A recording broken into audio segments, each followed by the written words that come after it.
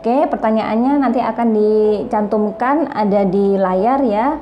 Saya hanya mereview sedikit bagaimana cara menghadapi anak yang aktif banget. Jadi ini aktifnya pakai banget gitu ya.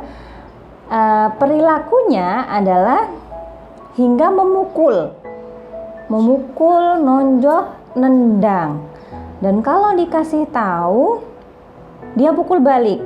Nah, gimana caranya supaya perilaku memukulnya itu sedikit demi sedikit berkurang? Jadi ini bukan kepada aktif ya sebenarnya. Jadi ini lebih kepada agresi, ya agresif. Jadi anak ini agresif. Kalau anak itu aktif, selama dia masih bisa duduk menikmati tontonan televisi misalkan, atau bermain yang dia suka dalam kurun waktu tertentu, itu masih belum dikatakan anak yang hiperaktif ya. Jadi dia ya aktif gitu saja, bukan hiper. Jadi dia masih bisa berkonsentrasi melakukan hal-hal yang dia sukai. Tapi kalau sudah ada perilaku sampai mukul, nonjok, nah ini bisa jadi aktifnya itu adalah agresif. Nah, kenapa si anak itu kemudian memiliki perilaku yang agresif? Yang pertama, ini usianya 3,5, ya. Anak-anak usia preschool, ya preschool itu PAUD, ya PAUD itu memang kebanyakan kan meniru. Nah, dia mendapatkan perilaku nonjok, mukul, nendang itu dari mana? Pasti ada yang ditiru. Apakah dia meniru dari tayangan televisi?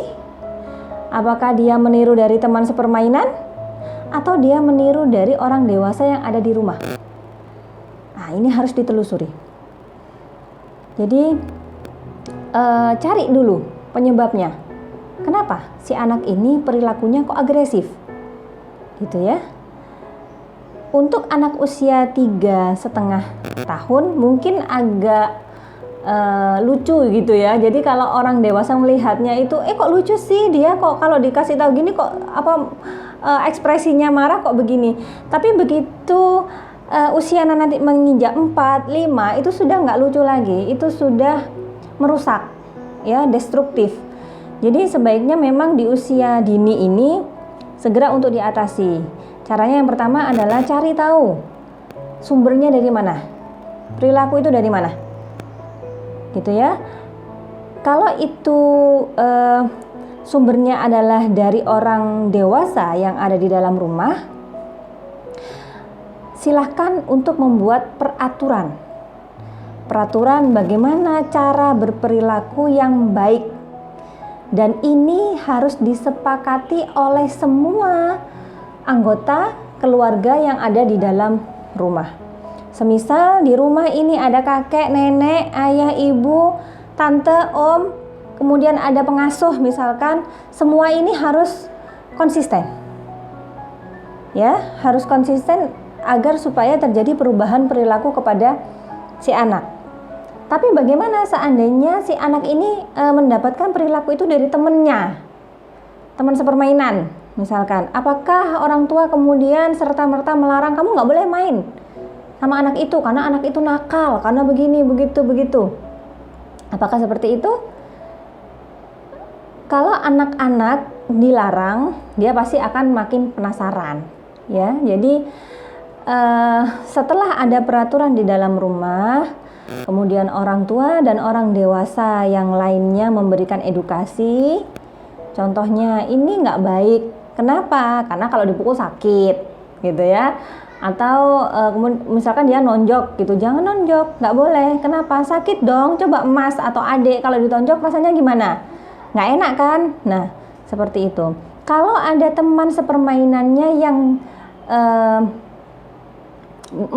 cara mainnya begitu, ya, kemudian si anak ini nggak terima dong, kok itu boleh, aku enggak, gitu ya. Kok si A boleh mukul-mukul temennya, kok aku kok nggak boleh, gitu misalkan. Nah, ini orang tua harus memberikan edukasi yang bijaksana. Nah, kadarnya monggo disesuaikan dengan kemampuan pemahaman si anak, ya. Jangan terlalu sulit bahasanya, misalkan nanti kalau kamu mukul masuk neraka, aduh itu terlalu sulit. Jadi dia sendiri konsep neraka surga itu belum tahu. Jadi yang simple saja. Misal nanti kalau sering memukul teman kita nggak suka, nah nanti kita nggak punya banyak teman kalau kita sering memukul. Nah misalkan seperti itu ya. Kemudian untuk aktifnya kalau anaknya ini nggak bisa diem misalkan ya, arahkan. Jadi diarahkan perilaku aktifnya itu kepada kegiatan yang sehat ya, yang positif tentunya, dan disesuaikan standar keamanan ya kan, standar keamanan saat pandemi ini. Jadi kita kasih anak-anak itu waktu untuk kegiatan outdoor, asalkan itu aman, jadi tidak berkerumun, pokoknya dia ada waktu untuk melepaskan energinya.